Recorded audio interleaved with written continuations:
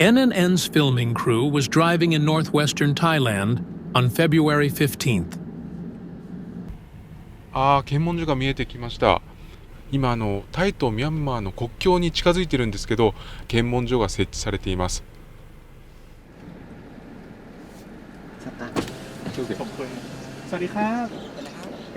Japanese media. It's okay? Okay, thank you. We passed the checkpoint and headed to the border. タイの国境の町です。ご覧のように至るところにこのような看板が掲げられています。The sign reads, "Warning" in red letters, and says that those who are deceived and taken to Myanmar will lose everything. We arrived at the border. ありました。ここが260人以上の被害者が解放された場所です。Across the river is Myanmar. On February 12th, many people boarded a boat that would take them to the Thailand side.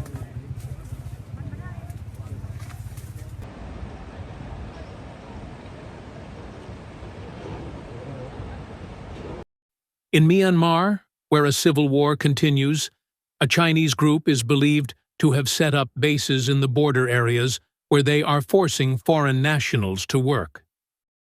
Over 260 of such foreign nationals were released this day and fled to Thailand.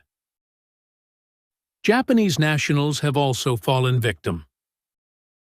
A 17-year-old high school student from Japan was taken into protective custody in January. On February 14th, a 16-year-old was rescued. Both are believed to have been forced to work at the fraud base. What is this base where many, including foreign nationals, were taken? We were able to find out some things about it.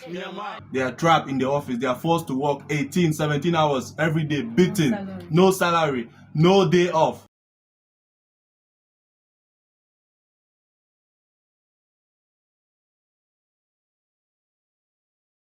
On February 13th, a Japanese national was detained at an airport in Bangkok, Thailand.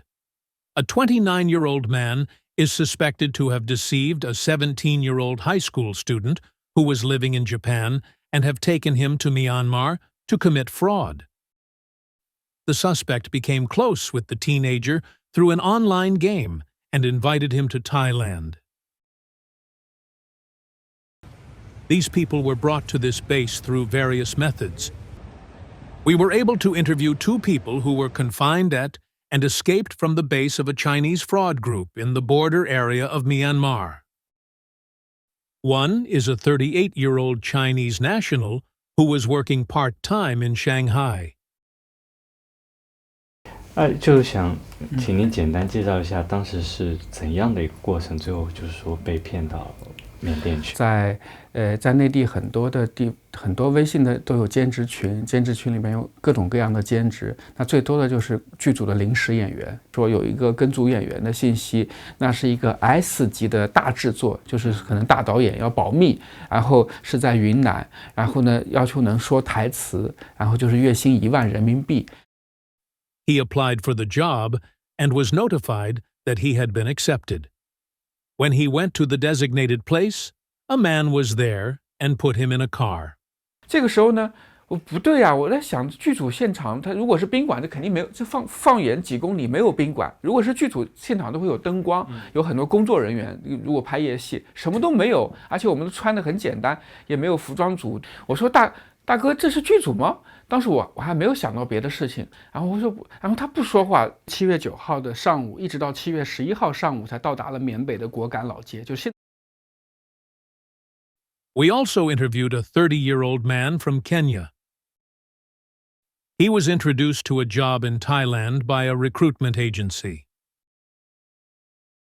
He told me there is a chef job back in Thailand and it's paying very well. I saw that Thailand was a good deal and I took the Thailand deal. Then we arrived in Bangkok on 4th. We use a very luxurious car, so we knew this job was paying good. It was very good. His joy did not last long. The car took him from the airport to the Myanmar border.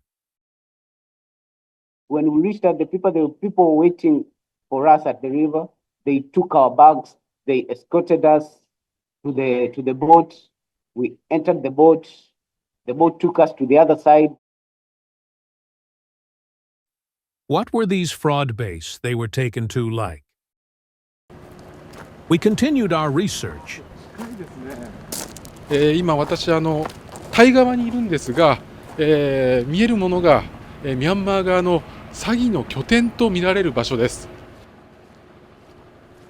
There are apparently several areas in Myanmar where fraud bases are concentrated. We were able to see one of them from the Thailand side. マンションのような建物が至るところにあって、一つの町のようになっています。On January 30th, we also filmed a different area using a drone.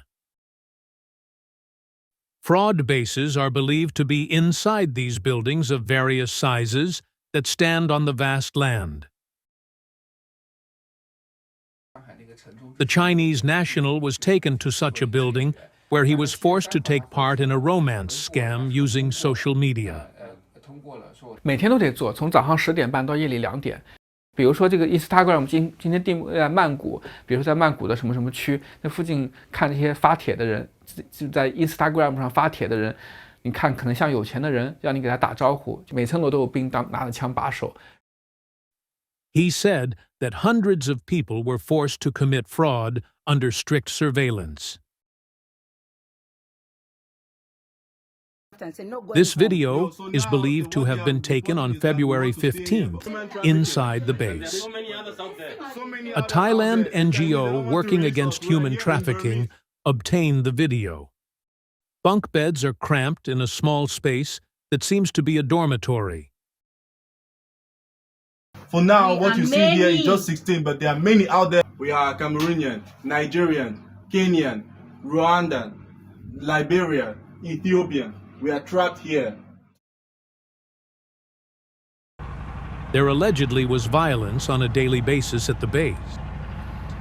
Civil Society Network for Human Trafficking Victim Assistance NTV obtained this video from a Thai civil society organization.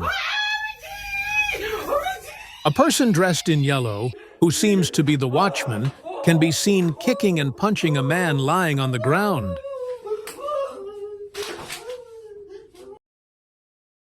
Sometimes they could use sticks to beat you up, and they had even the tasers. They could tase you.